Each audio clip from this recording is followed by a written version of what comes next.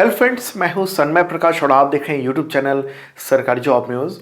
Ukraine ने Indian students के एक बड़े ग्रुप को होस्टेज बना लिया है, बंधक बना लिया है। और ये है खार्किव शहर। खार्किव शहर यहाँ पर है, इस जगह पर स्थित है और ये रूस के बॉर्डर के बिल्कुल पास में है। और यहाँ पर रूस ने ज़बरदस्त हमला किया और कब्जा ले लिया है बहुत बड़े हिस्से पर। तो यूक्रेन की सेना ने इंडियंस का इस्तेमाल किया है ह्यूमन शील्ड के रूप में। मतलब कि यूक्रेन हमारे स्टूडेंट को ढाल बनाकर रूसी मिलिट्री के हमले से बचने की कोशिश कर रहा है। यहाँ पर यह खुलासा हुआ है रशियन प्रेसिडेंट व्लादिमीर पुतिन और Indian prime minister Narendra Modi के बीच में जो फ़ोन का कन्वर्सेशन हुआ उसके बाद। रशियन डिफेंस मिनिस्ट्री के प्रवक्ता ने इसके बारे में इंफॉर्मेशन दी है। आप न्यूज़ भी देख रहे हैं, दुनिया भर में ये खबर है कि कीव्स यानी राजधानी कीव्स, जब भी किसी देश के बारे में कहा जाता है उसकी राजधानी को कोट किया जाता है।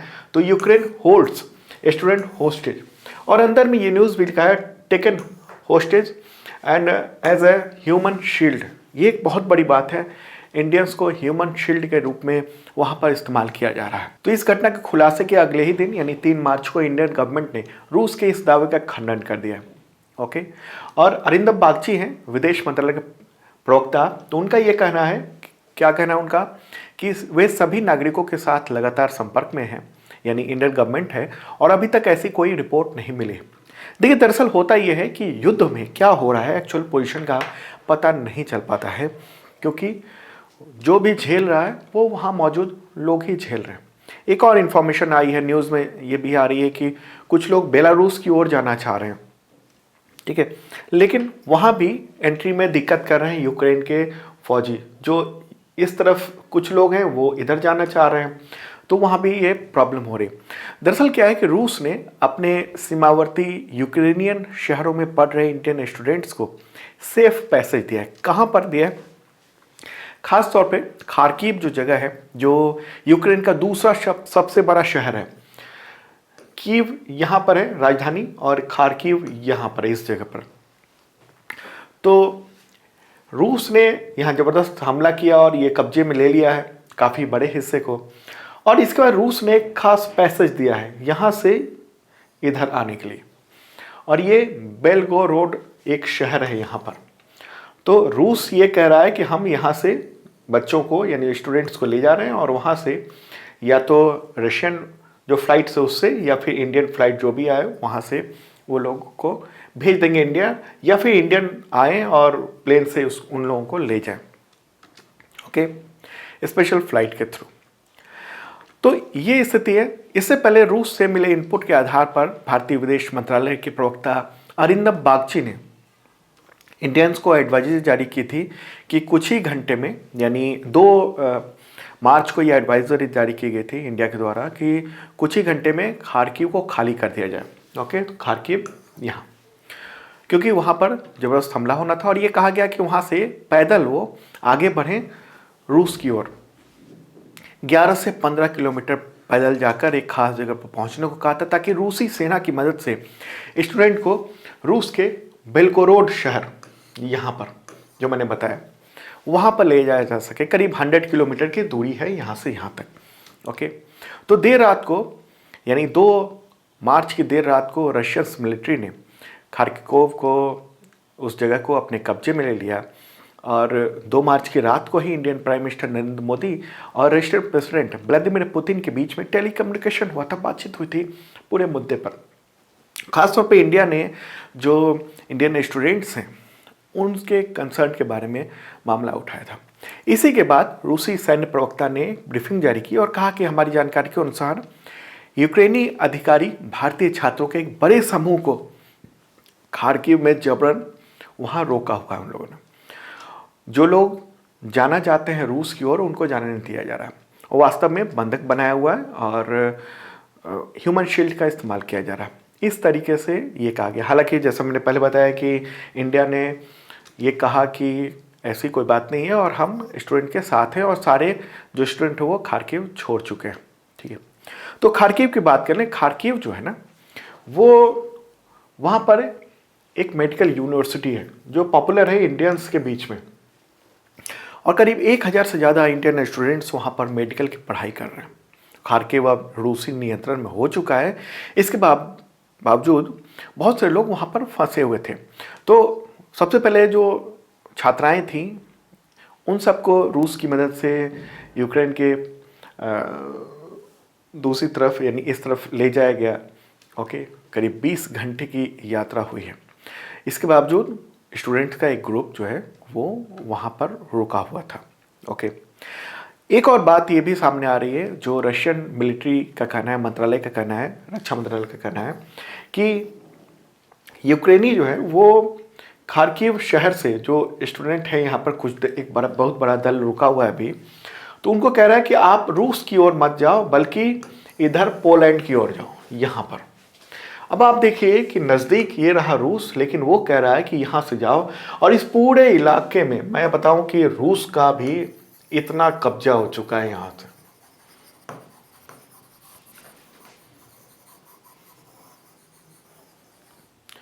ये पूरे इलाके पर रूस के मिलिट्री का कब्जा, फुल कब्जा है। वहाँ यूक्रेनियन जो फौज है वो कुछ नहीं कर पा रही है। ओके, या तो मार दिया गया है या बंधक बना लिया गया है। रशियन फौज ने बना दिया है यूक्रेनियन फौज को।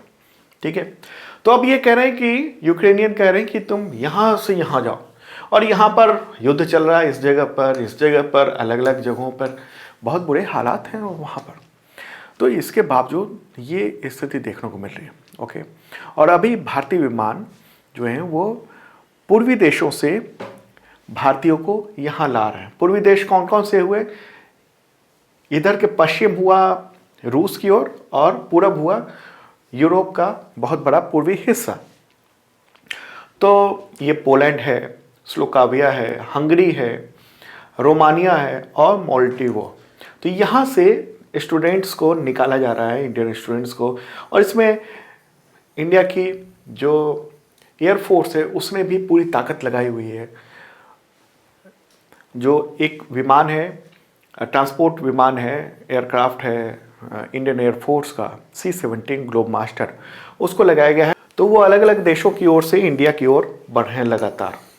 ठीक है, और इन सब जगहों पर मंत्री को भी कहा गया है कि वहाँ रहें और वो पूरा स्थिति को देख रहे हैं।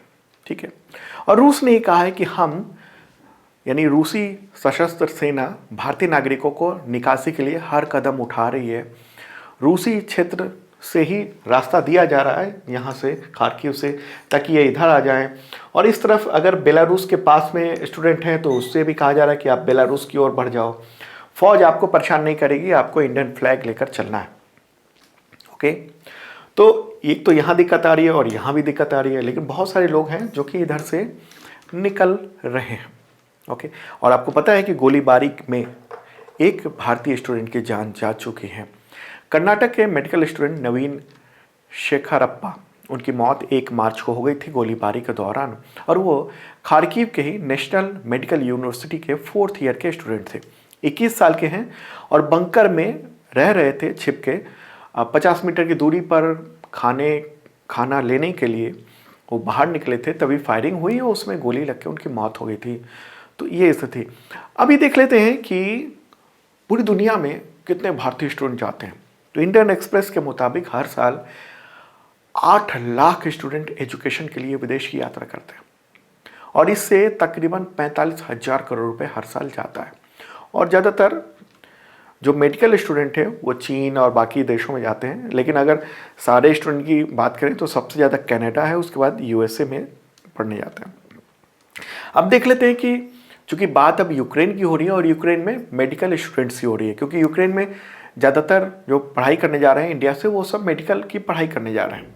ओके, तो ये एक रिपोर्ट आई है टाइम्स ऑफ इंडिया की, और मिनिस्ट्री ऑफ एक्सटर्नल अफेयर्स का ये डेटा दिया गया है।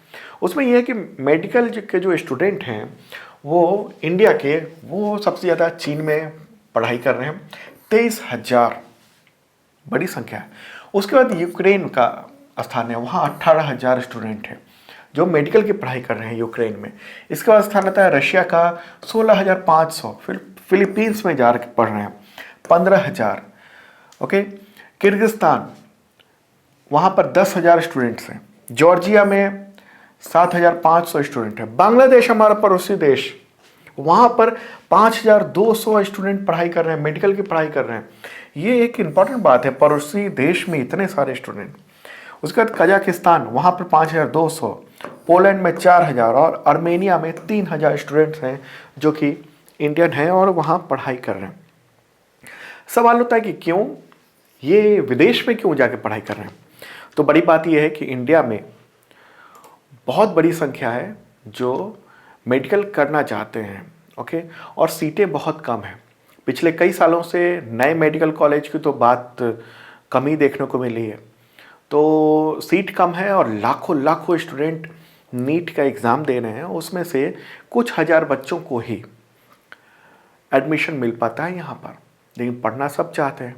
ऐसे में मेडिकल की पढ़ाई के लिए छोटे और कम खर्च वाले देशों में रुझान होता है, क्योंकि उन देशों में मेडिकल की पढ़ाई सस्ते में हो जाती है।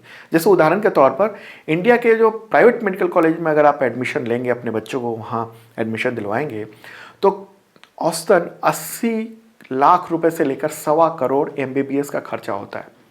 लेकिन यूक्रेन में अगर कोई स्टूडेंट जाता है तो वहाँ 20 से 25 लाख में पूरी पढ़ाई हो जाती है। हालांकि उनको आकर यहाँ पर इंडिया में एक एग्जामिनेशन देना पड़ता है, तभी उनको उनका रजिस्ट्रेशन डॉक्टर के रूप में हो पाता है। लेकिन ये जो बाहर जाते हैं ना ज़्यादातर स्टूडेंट, इनमें से ज़्यादातर यूरोप में चले जाते हैं, यूरोप के अलग अलग देशों में, और उन देशों में मान्यता है इन डिग्रियों की, ठीक है। और यूक्रेन की हालत बहुत ही ख़राब है। रशियन न्यूज़ एजेंसी RIA है, तो उसका ये कहना है, पहली बार रूस ने आंकड़ा जारी किया है कि कितने उसके सैनिकों की मौत हुई है।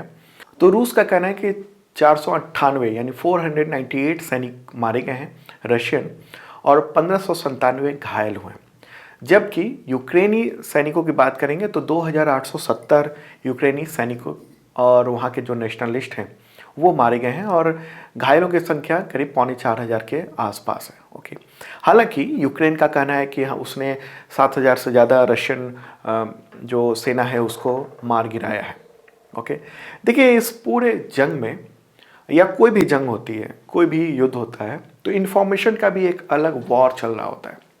अभी आप ध्यान दें तो ज़्यादातर जो न्यूज़ आ रही हैं वो पश्चिमी देशों की न्यूज़ एजेंसी की खबरें आ रही हैं, क्योंकि इंडिया का जो पूरा नेटवर्क है, इंडियन न्यूज़ जो चैनल्स हैं या अखबार हैं या फिर कहें न्यूज़ एजेंसी है, उनका नेटवर्क उस तरफ नहीं है। जैसे रॉयटर्स, AFP, ये सब अमेरिका या फिर यूरोपीय जो देश हैं उनके कंट्रोल में है, उन देशों में है, उनके प्रभाव में है। ऐसे में जो रूस का पक्ष है बहुत सारा, वो मीडिया में नहीं आ रहा है, ओके। और इन्फॉर्मेशन की वजह से ही जीत हो जाती है और इन्फॉर्मेशन की वजह से हार हो जाती है। और ANI रॉयटर्स का इंडिया में फ्रेंचाइजी है, ओके। तो ऐसे में बहुत सारी खबरें उधर से आ रही हैं, और अब देखिए कि जो रशियन टीवी है, रशियन इन्फॉर्मेशन है, उन सबको फेसबुक ने ब्लॉक कर दिया। ब्लॉक करने से क्या हुआ, वहाँ की इन्फॉर्मेशन इधर नहीं आ रही है। तो इसमें हम लोग ये देख रहे हैं कि यूक्रेन में जो भी ज़्यादातर खबरें आ रही हैं वो रूस के अगेंस्ट आ रही हैं। तो आपको जो है वो देखना है कि क्या स्थिति है और क्या चल रहा है पूरी दुनिया में, ओके, न्यूज़ के नज़रिए से। तो कैसा लगा कमेंट बॉक्स में ज़रूर बताना ये वीडियो, और लगातार आपको वीडियो इस तरीके से दिए जाते रहेंगे हम। और इन्फॉर्मेशन दे दूं कि जनवरी के बाद फरवरी 2022 का भी करंट अफेयर्स का PDF अवेलेबल हो चुका है। तो जो लोग मेंबर हैं, मेंबरशिप लिया हुआ है, वो लोग डाउनलोड कर सकते हैं। sarkarijobnews.com पर जाइए, लॉगिन कीजिए और डाउनलोड कर लीजिए। और जिन लोगों ने मेंबरशिप नहीं लिया उनके बारे में बताऊं कि एक बहुत मामूली सी रकम का मेंबरशिप प्लान है 1 ईयर का, यानी अभी मार्च से लेकर अगले साल के मार्च तक, और उससे आपको करंट अफेयर्स PDF मिलता है weekly, monthly, try-monthly, half yearly, year and, और पिछले कई सालों को भी करंट अफेयर्स PDF बढ़िया से। इसके अलावा वीकली मॉक टेस्ट होता है एवरी संडे को, इस बार भी हुआ है और ढेर सारे स्टूडेंट ने दिया है। Exam based monthly test series भी आयोजित किया जाता है मेंबर्स के लिए। टेस्ट सीरीज में करंट अफेयर्स के अलावा तमाम जो भी सब्जेक्ट हैं उन सब को कवर किया जाता है। जैसे एग्जामिनेशन में आता है ना वैसे ही, जैसे UPSC हो, SSC हो, रेलवे हो, राज्यों की जो परीक्षा है, पुलिस के, उन सब के लिए। और 40% डिस्काउंट है उन बुक्स प्रिंटेड बाय सरकारी जॉब न्यूज़, और फ्री शिपिंग भी है। तो डिस्क्रिप्शन चेक कर लेना, आपके बहुत काम आएगा। और करेंट अफेयर्स जो भी एग्जामिनेशन हो रहे हैं आने वाले वक्त में हैं, उन सब के लिए बहुत ही इम्पॉर्टेंट है। अब अगले वीडियो में मिलते हैं।